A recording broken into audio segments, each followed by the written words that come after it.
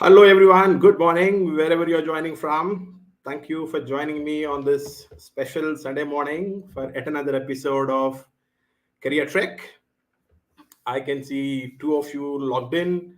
Look forward to see many of you joining in.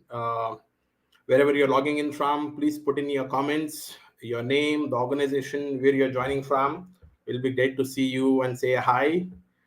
This is Coach Ram. I call myself as coach because that's something is my passion. Been practicing for over a decade, and Career Trek is a special passion project of mine. I've been blogging on LinkedIn as 100 Days Career Trek, where I'm responding to queries from my coaches on dealing with different dilemmas. Part of 100 Days Career Trek, I'm also doing these LinkedIn live sessions where I get access for all of us to the CXOs who have seen their share bit of success and failures, and moved up and scaled in their careers, and there's a lot of learning that can be unlocked from their journeys. So uh, today I have a very special guest, and I'm sure many of you know who the guest is, and that's one of the reasons why you would have logged in. Okay, I can already see many of you. Uh, Ram Naresh, ONGC. Okay, hi Manda, hi Durga. Okay, can see Papita from page. Hi Papita. Great. So keep them coming in. Hi Mithil, good to see you here. So keep the introductions coming in. Uh, as you make the introductions, I thought we'll do introduction of our guest in a slightly different manner. Uh, Usually, I say a few things about my guest. What I would want to hear from you now. All of you know who the guest is. I would like you to describe our guest in 2 3 words. Okay, go ahead and share 2 3 words with which you would describe our guest. I'm not revealing the name just for the dramatic effect, but I'm sure you all know. So, what are the 3 words? Wow, fantastic, VSG. Thank you so much for joining. Great to see you here. Rajnikant, hi, Ravi, Anita, Manju, Kishore. Great. Okay, so I'm just waiting for some interesting comments. Describe our speaker in 2 3 words. The moment you think of the speaker, what words come to your mind? Okay, Anita says dynamic personality. Okay, hi, Sangeeta. Okay, so we heard from Anita, dynamic personality. Manju says humble, to the point, and caring. Okay, great. Mithil says warm smile. Okay. Sudha says calm and composed. Okay. Very interesting. Cool and dynamic says Soumya. Okay. So a lot of good morning, Sabanna. Cool captain says Papita. Okay. Great. Great. So let the comments keep coming in. I would describe our guest with I would say sense of humor and authenticity. I think these are two things that stand out for me. Uh, I've known him a little less than a year, 11 months. Um, okay, VSG says people at heart. Yes, I think that sort of defines who he is.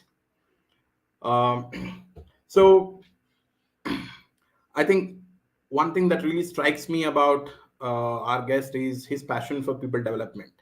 I think if there's one question that I've seen him ask each and every person whom he came across and met is, do you have your development plan in place? If you have it in place, I'll help you make it happen. So, right, all of those going along good. Hi, Narendra. Hi, Sandeep. Grounded, fact based. Well, oh, I think if I keep reading, always carries a smile. Says Mithul. Uh, Great.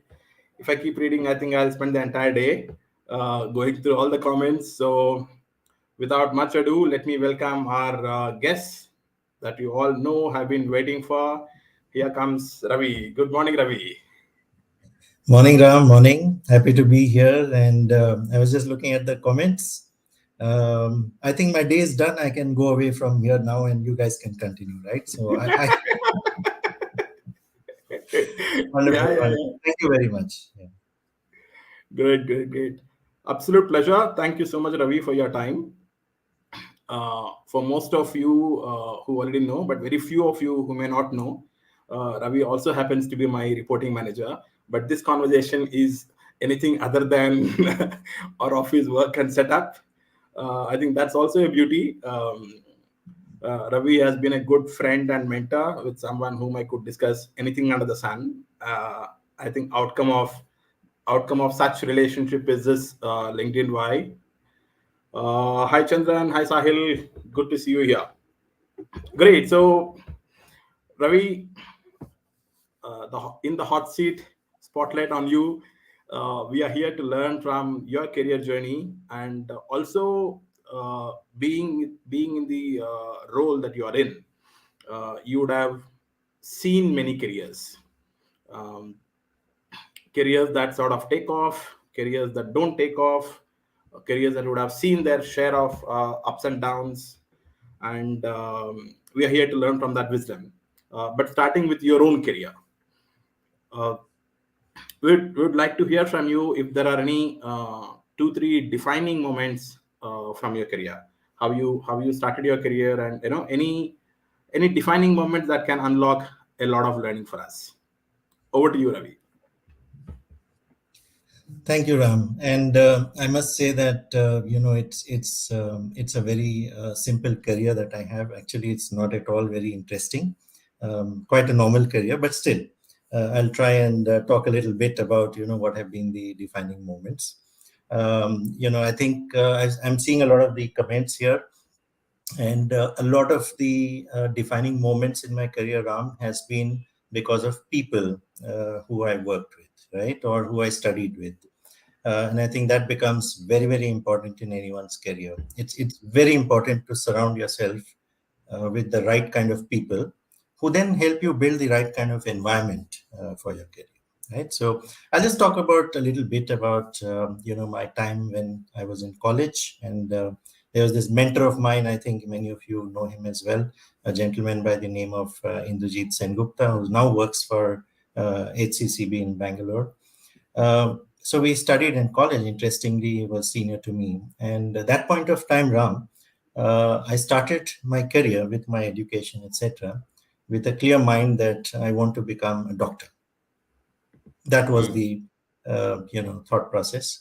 Uh, and in terms of how I see that, where it went, where I am today, it's actually quite different. But before that, very quickly, I think all of you all were saying a lot of things about me.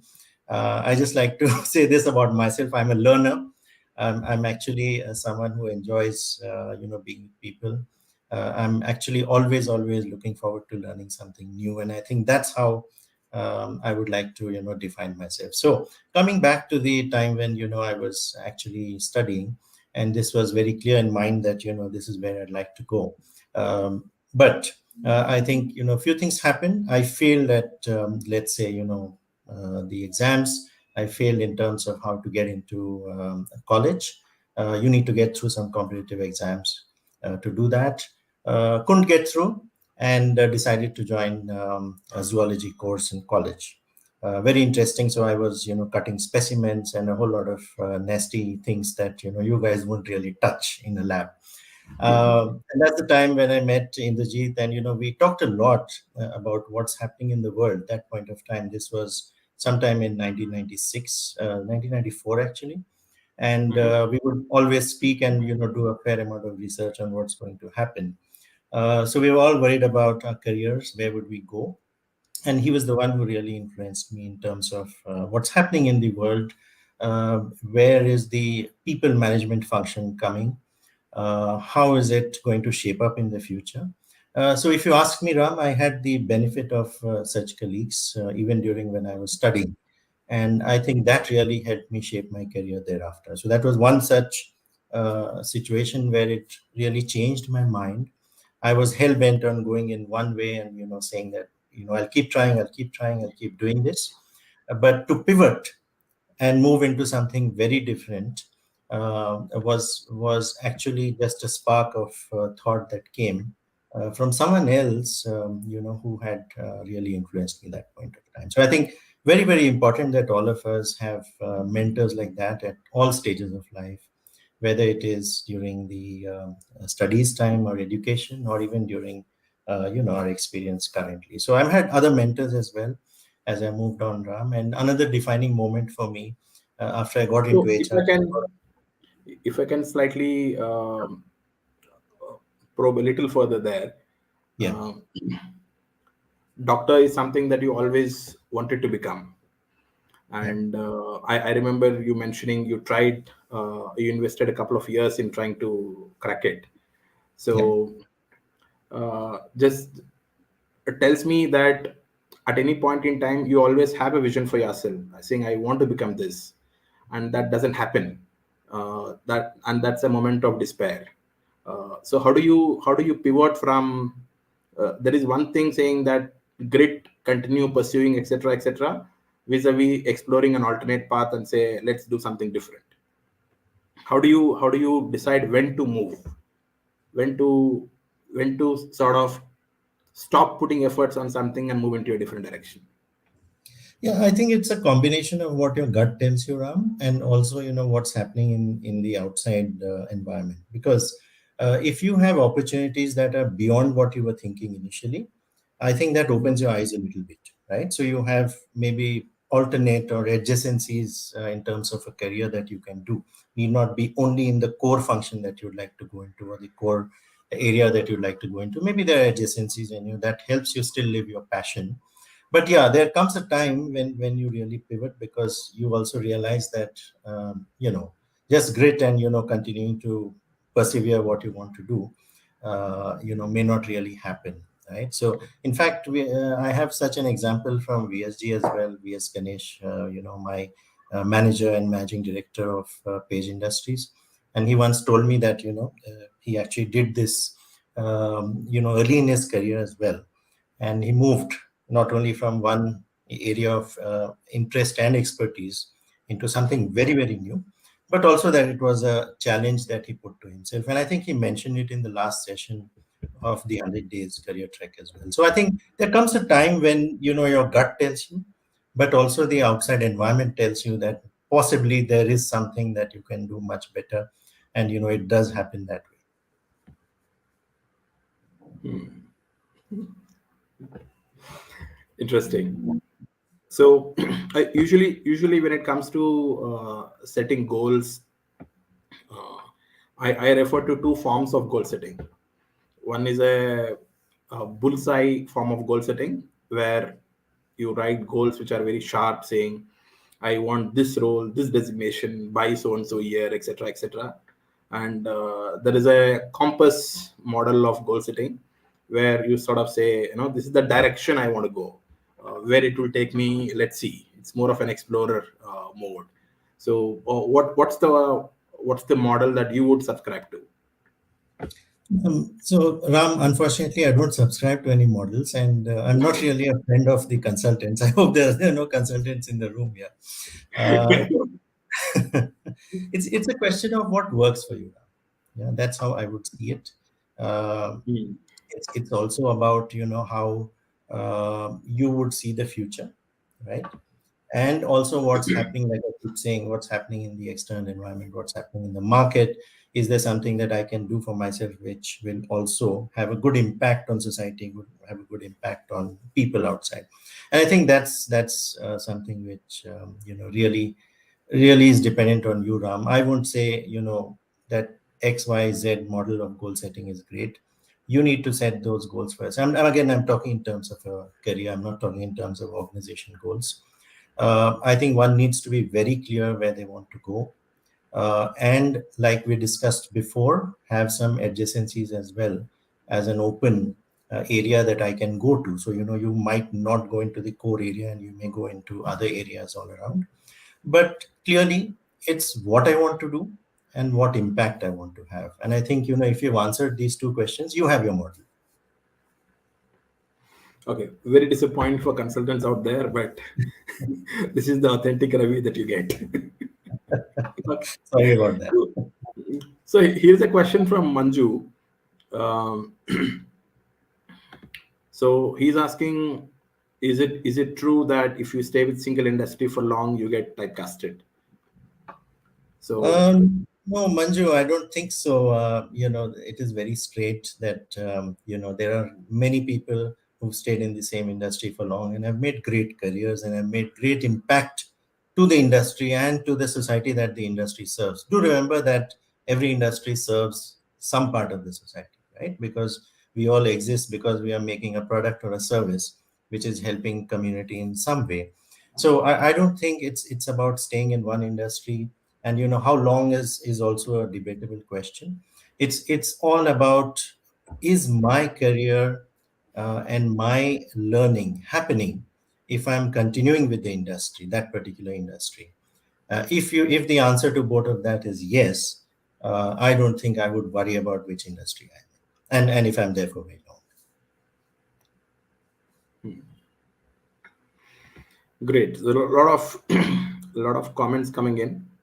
Uh, I think we see a Sachin saying hi to you, listening to you after a long time. Shahid, Rajiv says he's not disappointed with the answers, though he's a consultant. So, good news for everyone out there. Yeah, we need to meet Rajiv, huh? So we missed meeting him last time now. Okay, great. So, yeah. So, you spoke of the first defining moment when it was about choosing your stream. You always wanted to be a doctor, then made a pivot after your discussions with your mentor, made a move to human resources. So, what would you consider as the next defining moment in your career journey? Well, I think you're asking what's already happened, or you're Yeah, talking about about what already something. happened. Okay, fair. So maybe the next one is, again, that happened sometime when I was already working in an HR function for, let's say, around 7, 8 years. And, this was about how I looked at the HR function, how I looked at my own role in the organization. And this used to be, what we were taught in college, right? So it's all about, you are here because you're an HR person. I'm here to help you. What do you need? ABCD, etc. And it was all about me as the HR person. And I think this is where maybe our education, also even today in colleges, Ram, focuses more on the function, focuses more on, your importance, if I may call it that, for want of a better word, Hmm. in a particular organization. And I think I came along, one of my previous managing directors, who actually told me that, and I keep using this sentence even today. I used it in my, every time that I, let's say, speak with HR colleagues. It's also about HR is too important to be left to HR people. It's a question that, or it's a statement that requires you, if you follow it, it requires you to stay humble and to say that, I don't know everything about HR. Right, there is a manager out there is a colleague out there in some other function, in sales and maybe manufacturing, who actually knows a lot more about HR than I do, a lot more about people development than I do. This was Hmm. a very defining moment for me, Ram, because that's the time I really changed my attitude. Those who know me from those times will also accept that it's a very different Ravi right now. Because even today I believe that a lot of people beyond the HR function actually know people development and people management much better than us. And I think, I have a lot to learn from them. So this whole change in terms of thinking also then came into my role, because, that's the time I started working more closely with, line functions, more closely with others beyond the HR function, and also accepting that, I didn't know everything and I had a lot to learn. And also that, people management is not just my job, and it's not my job to teach people all of that, right? There are a lot of other experts who can teach people about people management. They need not be only in HR. So this thing about HR is too important to be left to HR is also taken sarcastically, but it actually really changed my mind that point of time, and I still appreciate my previous managers for this.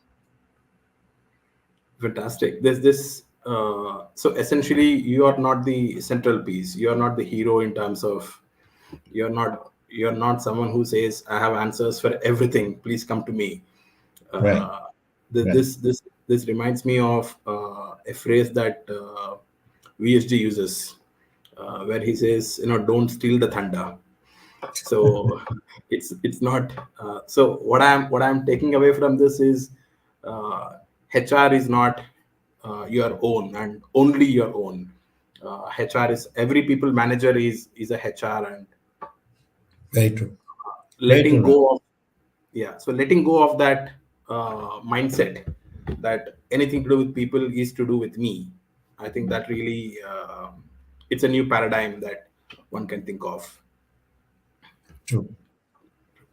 So we have a question from Mithil here. I think you spoke about your mentor and how your mentor guided you. So her question is, how does one choose a mentor, and what do you look for? Great question, Mithal. And it's all about first understanding why do you need a mentor, right? So you need a mentor to help you with your career. You need a mentor to help you with a particular functional topic.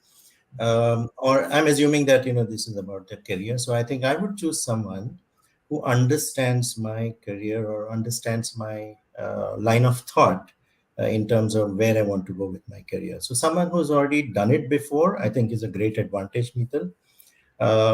Even if you don't have that kind of a person, someone who questions you and someone who challenges you, and someone that can ask you some of the very specific questions in terms of where you want to go. Have you made your plan, for example, a career plan? How does it look like? Why do you want to go this way, etc. So I think it's all about someone who can question and challenge you, but also has probably done this before. And that, I think, that combination would really help if you can get someone like that. Yeah, so I'm just trying to put in some skills or some special qualities of a mentor. Otherwise, even a lot of people in your current organization could be a mentor.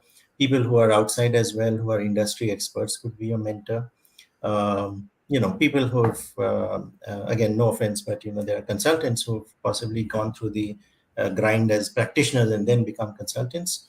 I think they would also be very, very willing to be your mentor as well. So I think it's a question of looking at what the mentor's done before. Can they, or have they developed the ability to ask you the right questions and also to challenge you? And I'm able to ask this only because I know of you.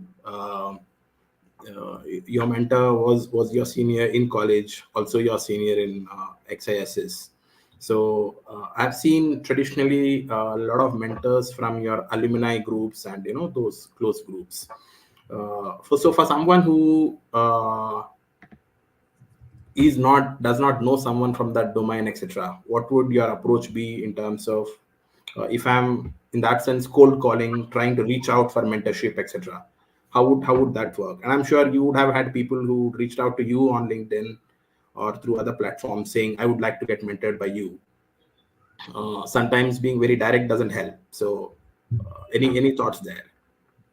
Well, it's if you're doing a cold calling or if you're looking for mentors, beyond your current area of influence, I think it's good to look for people who have excelled in, let's say, something that I want to get into, right? So if I'm clear where I want to go with my career, and if I've seen people in the industry or outside who have excelled in that, maybe that's an easy way of getting hold of them. We might even see these mentors in different forums, or could be in different sessions that we attend. It's also about, are they really looking to the future? Are they futuristic? Are they asking questions about the way many of their own colleagues are operating? If we see this in forums, and I think, maybe these are the people, though we don't know them, they could be strangers, they need not be, from my own industry or from my own area of expertise. It's great to have some such people as well. And just to add, Ram, it's not necessary that I stay with one mentor and that mentor has to, come from my area of expertise. Mentor, and I can have multiple mentors at the same time. Someone who helps me with my area of expertise and my interests. Someone who actually challenges and questions me about my style of working or my style of approaching a problem or a solution or a crisis. There could be a third one who actually, works with me in terms of how I can grow other people who work with me as well. So you could have a range of mentors working with you, and you could go to them for different reasons as well. I hope Great. that answers Mithal's question. Oh, it was yours. Yeah, Sorry. she did respond. So thanks for the question, Mithil. Um, well, here is a question from Narendra. Is it good to be in a comfort zone or must break comfort zone? Because football player Messi is good in his comfort zone. If he moves as a goalkeeper, the whole game is gone. We're not using his skill when he is in comfort zone. Well, Narendra, I think you know more about comfort zones than I do, but what I will say, what I will say to Narendra is that it's always good to at least try and go out once in a while. There's no harm in looking at Messi as a goalkeeper. Maybe we've not given him the opportunity to perform in that. The moment you go out of your comfort zone, you're not going to be successful immediately. We all know this, right? It takes a bit of time, and I think we need that bit of time. So again, we need mentors, we need colleagues, we need managers who allow us to go out of the comfort zone and actually give us time to perform there, right? So I would always say it's coming back to Narendra's question. I think it's for all of us to really try and see if we can get out and do a few things a little different from what we are doing. Keeps us, intrigued, curious, and it also helps us learn, because the moment you go out of your comfort zone, you learn a lot. The learning curve is very steep, and I would always encourage that we get out and do something like that. I've not done it too many times, to be honest. I should be doing much more of that, but I would strongly recommend that all of us get out of our comfort zones and do a few things a little differently. I mean, we don't want Messi to try playing tennis, but there are adjacencies in football, so he could still become a goalkeeper, like Narendra said. Yeah. So it's quite possible that there is a zone where you'll be more comfortable, which you have not explored yet. So Absolutely, absolutely. Unless we go out, Ram, how do we know? absolutely, bang on. So I think there's a related question from Sudha Rani here. I think there are many folks from HR here, and her question is, um, she's got advice to try out a business role for a short stint. Uh, I'm assuming she would have been told that that will give her a wider exposure, enhances outlook. So her question is, should I really try that, or is it okay to be in HR and learn business? Well, for Sudha, I'll say that if you're getting this opportunity to go into business, I think that's wonderful. It's a godsend. I've never got this offer from any of my business colleagues because they think I'll be a disaster if I move to business. But honestly, if you've got this opportunity, I think you should take it up. This adds a lot to whatever you're doing in HR, and I would say HR is not different from business, right? We exist because there's a business. I should know how the business runs. I should know how revenue is generated. I should also know how profits are made. If all these are not there, I don't think we would exist as a function. So for Sudha, I think it's a great opportunity. If you're getting this opportunity, please do that. It also means that this is advice from well-meaning people, and if your organization is able to give you this opportunity, I think this is the best way that you could do it. And going back to Narendra Babu's question, it's probably very similar. Getting out of your comfort zone, doing something in business, which also adds to what you're doing in HR. I think we all get in HR, at least if I can speak on behalf of HR people. we would be really, really enhancing ourselves if we can spend some time in the business. If not as a full-time role, at least while you're in HR, work closely with business and work on business projects. I think this is one learning I have got from my own career. Great. I think can see Chidambaram adding on to it, saying if we are going out of comfort zone, you should be mentally prepared. Yes, definitely, a lot of learnings can get unlocked from there. Yeah, Chid Uh, is Chid is now sounding like a consultant.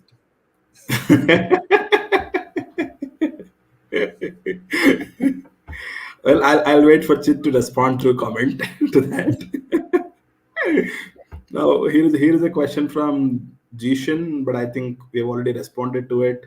Um, should I try different industries? Should I in single industry? I think you responded to Manju to that particular question. Anything you want to add here? No, I think it's fine, Zishan. It's great to have multiple industry exposure if you wish. It depends.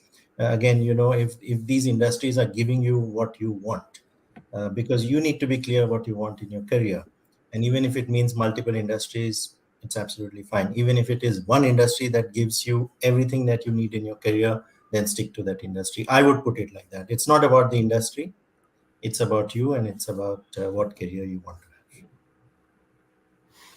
Great. So, thank you, Sudha. Thanks for your question. And Chid sees the title of consultant as a compliment, so good for him.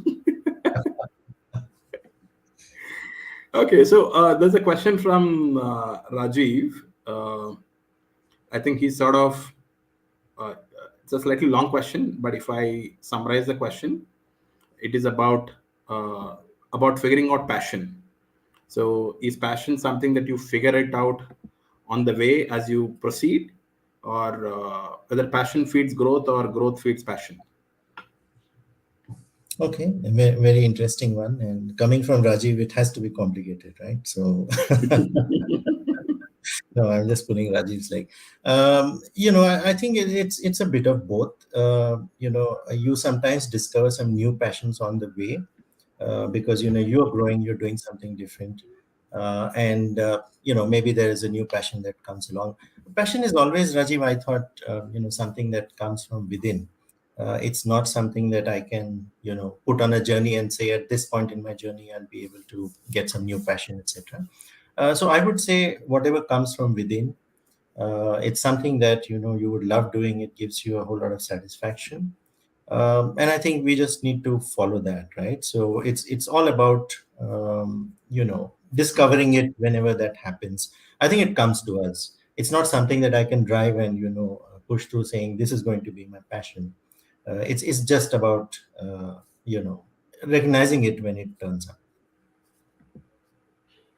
But I Yeah, still think Rajiv knows more about passion than I do. I mean, he's running his own firm, etc. I'm not. So I think Rajiv can tell us a lot about passion than we can, Ram. I'm sure he'll come out with a book and he says, "This book has the answers. Let's talk about this book." Okay, so a question that's been frequently asked by my coaches, so I thought I'll share it with you on their behalf. This is about fairness and parity. Um, and I can only, knowing you, I am sure I'll not get politically correct answers. So that's why I'm openly asking you this. So the question is I come across people who are less capable than me, progressing better in their careers and getting paid better. How do I deal with this lack of parity? Oh, well, life is never fair, Ram, if I may put it that way. And you can also say this, all five fingers are not the same, right? So everyone gets treated in a certain way based on, what's happening to their careers, what's happening in their performance, what's happening in the environment as well. If you're in the wrong environment, you tend to get treated in a very different way. I think all of us look for fair environments. We all look for fairness from life itself. If life was fair, most of us wouldn't have got married, isn't it, Ram? I'm operating from home today, so can't comment. So yeah, but I think one needs to also see the situation. One needs to look at where the unfairness or the fairness is coming from. It's also a question of comparison, and it sounds a little spiritual, but I'll say this. It's time, most of us stopped comparing ourselves with others, right? And this is where the unfairness really comes from. uh, I think we need to compare ourselves with us, right? So you have these sports people doing that. Sachin Tendulkar says, "I've beaten my own record," right? He's Yeah. not worried about some other Sachin Tendulkar, coming into the field. He's worried about his last record that he wants to beat, and a lot of sports people do that. This is called competing with yourself. So I think we need to compete with ourselves to see, are we growing? Are we getting better? Are we doing something in a slightly different way, getting out of our comfort zone, and not worry about Ram and Ravi on the side who are getting paid better or getting paid less, or being treated in a better way by someone else. Uh, if we do that, and if we're able to see how we are benefiting out of this whole journey, and this thought process, and if we have that mindset, I think a lot of this unfair aspects do get solved. But to be very, very straightforward, life happens. Life is not fair. All of us know this. That's why Ram has a car which is bigger than mine, and it's very unfair. But still, this happens. This I figured out after he invited me to a ride somewhere. But I'm just saying that this is something that, if I cannot solve, if it's not in my area of influence, if it's not about my career, then I would rather set it aside and not worry about that unfairness. I would really worry about unfairness if it is about me, if it is about myself. If I'm not being able to grow, then that is unfair, and I'm not being treated well. Then that's unfair, and I should move away from that environment. I don't know if I've answered your question well. Yes, definitely. I think um, I think statement of life is not fair, while it has its humorous tone, but I think it's a very harsh truth. Um, there are different ways that we can talk to ourselves and operate in our own zones, but there is a reality that you cannot avoid. Every time there is a bell curve that comes in, or you constantly compare yourself, but how do you shut the noise and focus? I think makes a lot of difference. True. I think responding to that zone, comment on comfort zone. See, Narendra mentioned here. The reason he broke his comfort zone is where he's in page. So what I would Yeah. like to tell Narendra is we will provide you more uncomfortable zones in page itself. So you can you'll have more opportunities. Um, No, thank you, so Narendra. Rajni, Thank you. yeah, so Rajnikant initially gave you a compliment saying, compliments to you for being so vulnerable and still enjoying and being comfortable. Now his question is, how do you manage that? Well, I think Rajnikant, it's about being true to oneself, right? So the point is that I don't know everything. I may not know everything, but then it's always good to say that I don't know it if I don't know it, right? And be upfront about that. Um, I think how to enjoy that is to surround yourself with people who actually might have the answers, or might question you in such a way that you get the answers. Then you become comfortable. So it's like creating an environment around yourself, especially with people who might challenge you, who might question, as well as possibly provide some answers as well. I think that's the way you can still be vulnerable, and you can still be very honest about yourself, and still enjoy it. Okay. I Going by the name Rajnikant, I'm sure you don't need any ideas on being yourself and comfortable. But yeah, but thanks for the question and thanks for joining in. So here we have a question from Soumya. I'm sure he's very passionate about talent acquisition, and his question is: while we talk about passion in the areas of hobbies and interests, we don't usually talk about it at work. So this brings up a follow up question from my side, Ravi. Uh, what what's the probability that you will work on your passion in your job? Is Well, that the is that some, yeah? Sorry, yeah. please go ahead. Yeah, no, that's fine. I'm just thinking that, it's not necessary, Soumya, that all of us do this. I was just thinking about people that I know, and there are lots who actually combine their passion with work. There are some in this room as well. If you see, they've started their own organizations. They enjoy doing a particular line of work, and that's their passion as well, and that's how they've combined it. I've seen a lot of people doing that. There's a social sector as well, where a lot of NGOs work. If your passion is to really help people who, are needy, etc. So there are professionals who try to marry the passion with work as well. So I think that is done by many people, and maybe some of us don't do it. But if we are trying to see our work as work, and something that I go to earn my bread and come back, that's the time I will not mix my passion with it. But I will always say, Soumya, that if you're doing something that is not your passion, I think you will not be enjoying it for too long. If you're doing something just to earn your living, I don't think that's going to go on forever. At some point, this will break, and you will possibly go towards, what your passion is. Human beings are like that. I've seen it in many cases. A lot of us not enjoying our work, our day-to-day work, and then breaking off at some point to go and do what they've always wanted to. And some of us do it a little late in life, right? You say that, look, I've earned enough, and I'm now going to set up something which helps me reach my passion, etc. So it's I think it's different situations for different people. We have to accept that we have to make a living. We have bills to pay. We have children to educate. Sometimes I cannot marry my passion with my work. These are the situations for many of us. But wherever possible, if we can do that, and in today's situation, Soumya, we have a lot of such opportunities. I think organizations really recognize this. A lot of senior leaders are asking organizations to change so that they can marry the passion of people with what the organization is asking them to do, or with products, or with whatever we are giving to customers. So if we're able to get this fit, I think that works best for everyone, including the person, the company, and the industry, and maybe the community as well. Just imagine that all of us are working based on our passion.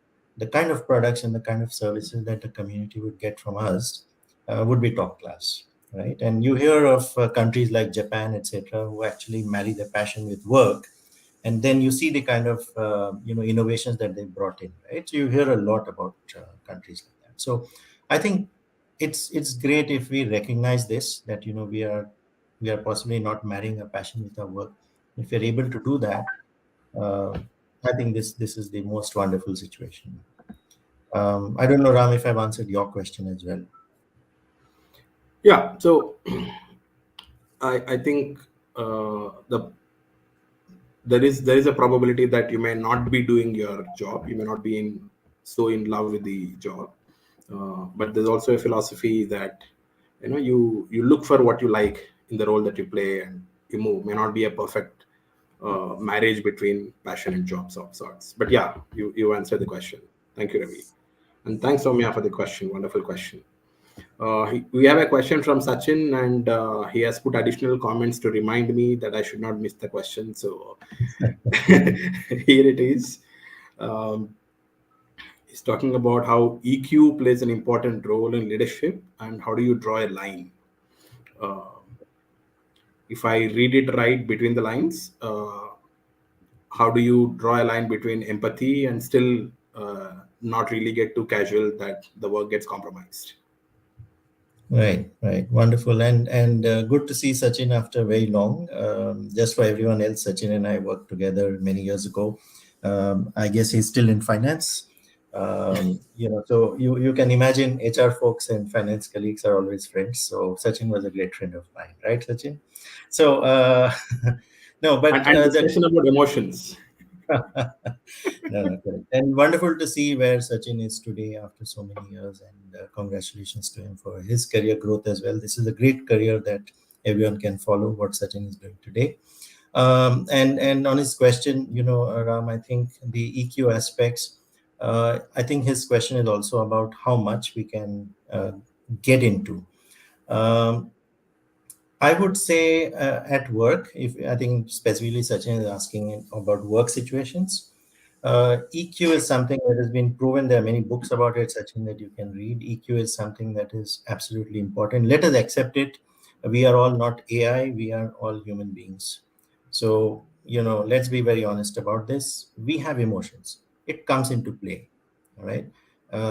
We look at situations and our emotions automatically come into play. If there's a crisis in the organization, we tend to react with emotions, right? So, however, when we are dealing with other people or we are dealing with a crisis, I think if we are aware that our emotions are coming into play, and we are aware what emotions are coming into play, and that's when the EQ comes in, Sachin. That's when you, as a person who understands EQ, will be able to bring in the right emotions to drive the solution to the problem, right? So I mean, just take a sales organization.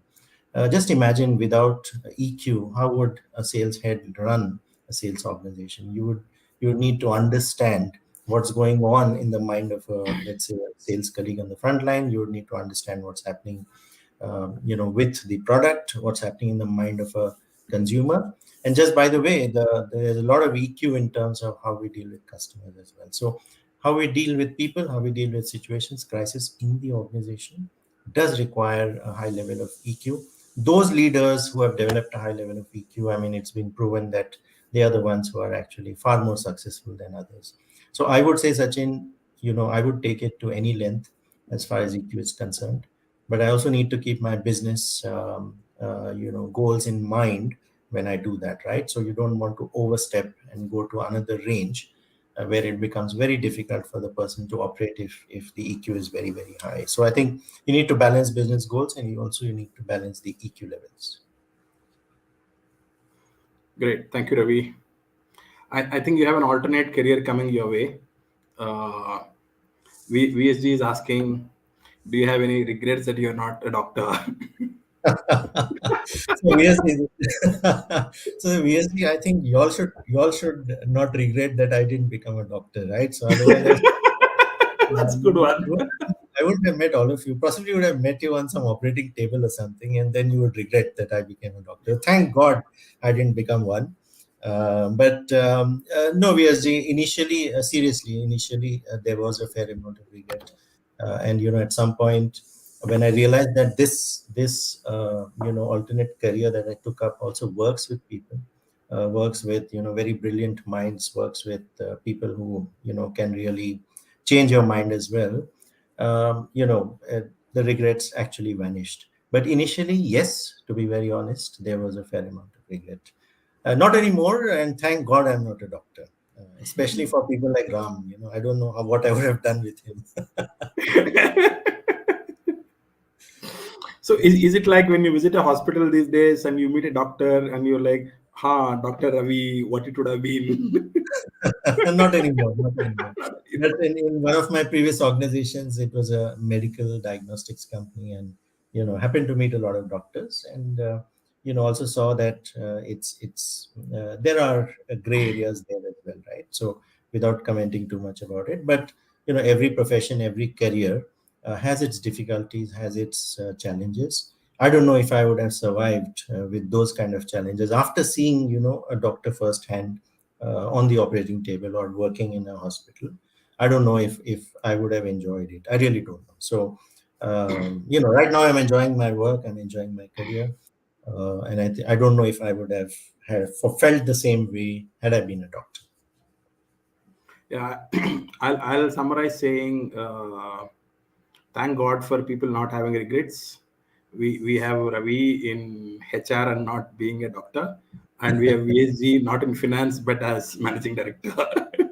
Right. Maybe that's the question we should ask VSG. Does he regret being not being in finance? So Oh, let's. we asked him. In fact, he said he's a better, business head and a managing director because he knows finance. Right. And I'll say that, thank God VSG is not in finance. right? We have it Definitely. in the right place. Yeah. Okay, if VSG is still on the show, I'll look forward to his comment. Okay, so being okay, this is a very functional question from HR point of view. HR, admin, and IR, which is best exposure in manufacturing industry. Well, I think all of them, as long as all are working very closely with manufacturing, that gives you a whole lot of exposure in manufacturing. So, and I still think, let's go out of HR, admin, and IR, and also do work with manufacturing on the line, etc. And I think that's a very big benefit. Many of you may not know that my first role in HR was in a factory on a shop floor, and the HR people were supposed to sit on the in the shop floor along with the supervisors, staff, etc., non-staff. And I think that gave me a lot of learning. And that's the best exposure, I would say. These days, Ram, unfortunately, a lot of HR folks don't go through the factory experience. I would say that really, really brings you very close to processes, product, and also people. So for Pavitra, I would say that all three of them. Wherever you work, as long as it is very closely working with the factory, then in the manufacturing industry, you will learn a lot, and there'll be a lot of exposure. Good. Thank you, Pavitra. I hope your question is answered. Uh, the next one is from Sahil Nair from KPMG. He's asking, how do you deal with insecurities of people around you? Well, I think Sahil knows this better than me, but what I would do is really make people comfortable. I think this is one area, Ram, where I tend to use the strengths finder approach, even if we don't have a formal strengths finder of other people around myself. Then at least I would try to understand what are the strengths of people. And I think we need to play up the strengths of people. And that I think makes it a little easier for people not to have insecurities while you're around. Make people comfortable, be humble about your own abilities or strengths. And I think people tend to come around.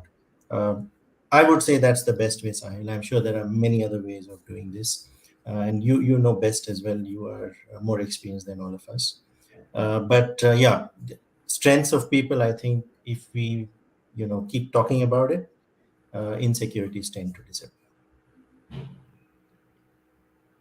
Okay, so here is a question from Anita asking, should we set career goals for the long term or for the short term? And I'm assuming answer is somewhere in between, but we'll hear from you. No, the answer is that it is always a long term, Anita. It's always long term. There are milestones which are short term, right? But career goals are always long term. And in fact, career goals are far more long term than even investment goals or other goals that we may have in life. Great. So we have a question from Payal, um, who is asking, what are the skills required in the current day and age, irrespective of role in industry? Yeah, so it's a lot about having a growth mindset. I know it sounds cliched, but this is something that's going to help us in our careers. So I don't know if I can call it a skill, but it's more a mindset that you develop, which helps you build a lot of skills. Beyond that, I think collaboration, if that is a skill, is something that's extremely important in today's world. No career and no role can be shaped up on their own. Everything needs to be worked with in terms of people, in terms of process, in terms of let's say anything that you'd like to do has some element of an environment which is beyond you. So I think the skill to understand what's happening outside this, there's a skill to understand how to collaborate with everyone else. I think these are extremely important, whether it's 2023 or 2024, or it was 2022. I think 2021 really told us that these skills, though they were there in place before, really became very important, especially after COVID hit. So I think there's a whole range of things that one can look at in terms of skills, but I would focus largely on collaboration, having a growth mindset, And like some would say, really focusing on being an entrepreneur in your own way. You don't have to start an organization or a company, but having those entrepreneurial skills, ready with you really helps you in whatever you're doing. Great. Thank you, Ravi. Um, we spoke about the two defining moments in your career, and was there anything else uh, in our discussion? I remember you talking about in the later part of your career. Yes, yes. So towards the later part, I also moved overseas on two of my assignments, two different countries, and I think that really changed my mind about how one should look at working with others, right? So it's actually, thanks Ram for reminding me. It's actually more the collaboration piece that I was trying to answer to Payal. It's some of these things don't come to you unless you are taken out of your regular comfort zone. Coming back to Narendra's question, and you're put in some frying pan somewhere else. So culturally, I was in a frying pan in those two other countries that I worked in, and that really opened my eyes in terms of how to collaborate, how to get the best out of people. How people operate in my current environment, is very, very different from how people are going to operate in the new environment I'm going to be in. So that again was a bit of a pivot, Ram. I don't think I would have got that opportunity to think differently in my career if I hadn't gone overseas and worked with a lot of people there. So I would always recommend that like someone else was asking, can I go to business or should I go to business? I would always say do that. If you're going to another country, possibility is there. Your current organization helps you do that. Do it. Um, Helps you move to some other part of the organization, helps your career, I would suggest we should always do it. So honestly, I was not so open doing that before, but after I did it, I think I enjoyed myself, and that really changed my mind. Great. I think that diversity sort of expands the worldview that one has. Yeah. So VSG responded to your question, or in terms of does he regret not being a finance? Yeah, he says that demonstrated. Yeah. So this brings me to the point saying we always say career as we progress forward is understood better backward while joining the dots. Uh, Great. Anything, each of your experiences sort of add to your overall experience in a very different way. Any do you agree with that in terms of Yeah, joining dots absolutely. backwards? Absolutely. And sometimes you look back and think, Ram, after this is what my 27th year or 26th year working in different organizations. If you look back, and I look back, I see that there are things that happen in my career which I did not plan, and now in hindsight, I think that they were for the good. It does happen that way, and I think some things were planned and they did happen, and it of course added to my benefit.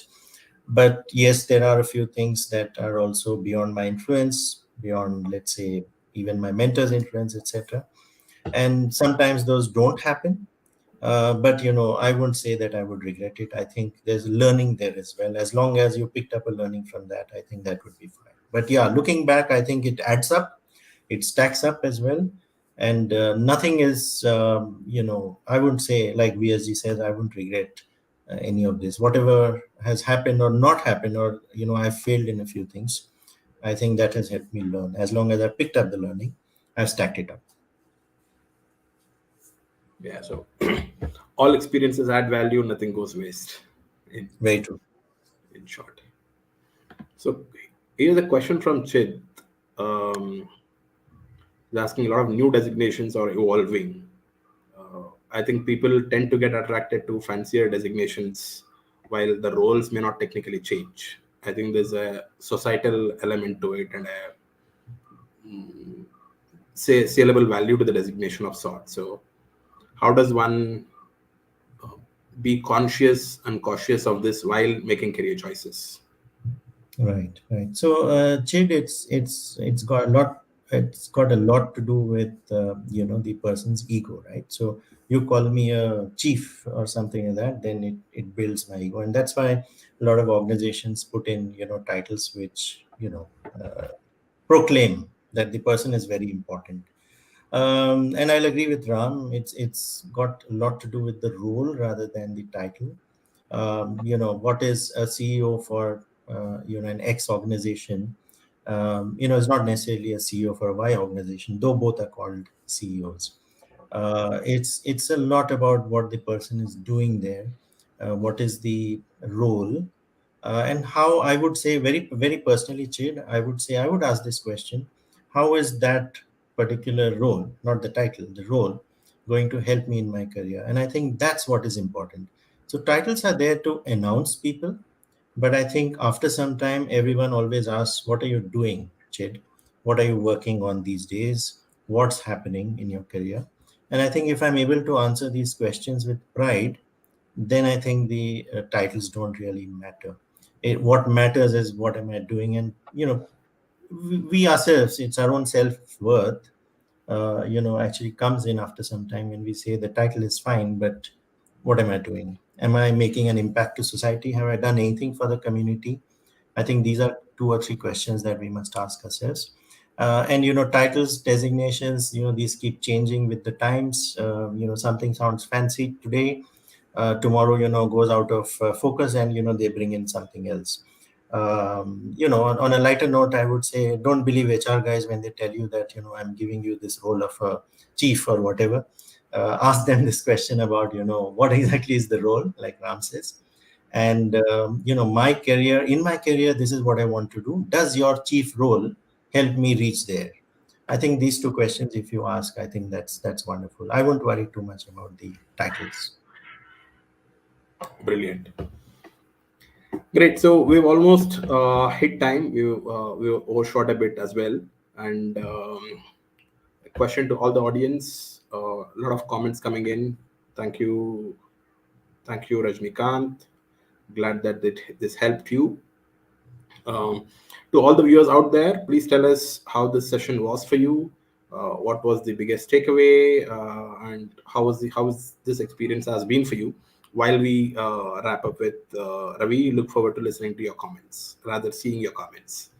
So Ravi, as we move to the last leg of this show, um, I want to discuss with you about career myths. So my world is my reality, and we all say that each one of us have a different perception of the world in our brains, in our heads. So, and that's how myths get formed. People have myths saying, if I haven't passed out of xiss, then I'll not make it big, or if I don't have a godfather in the organization, I cannot succeed. So there are different myths that people have, and that sort of can be demotivating, de-energizing, etc. Want to hear from you. What are the common myths that you have seen people have? Yeah, besides the ones that you mentioned, Ram, I mean, those are things that we always see. People feel I need to pass out of a certain college to get somewhere.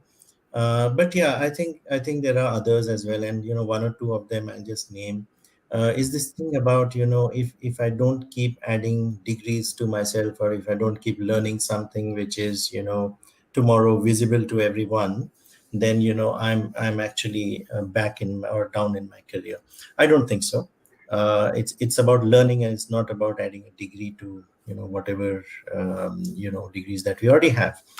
So that's one myth. I would place it as that. And there's a lot of people always, even today, asking me, I want to leave and do something like a 2-year course, and then look at a very different career, etc. If it works in your plan, it's fine. If it's something that you're thinking that this is what I need for the future, then that's a myth. Yeah. So um, that's one. The other one is also about joining a certain industry. I think we saw that myth here as a question, or joining a particular company as well. If I don't work for HUL, then I'm not growing, or I've not reached my pinnacle, etc. I don't think so. Today we have many organizations and many industries who make a big impact to society, and I think if I'm working for them, and also furthering my career, I think I'm doing quite well. So there's a couple of myths. Great. Lots of comments flowing in. Kishore, Tanmay, Krishan Preet, Mugilan. Great, and glad that all of you enjoyed this conversation. We have 5 minutes overshot, but we would love to hear some parting advice from you, Ravi. Uh, and you're someone who is very passionate about having a development plan and sort of um, craft your design your own future using your development plan. So would like you to share a few words about how to go about the concept of development plan.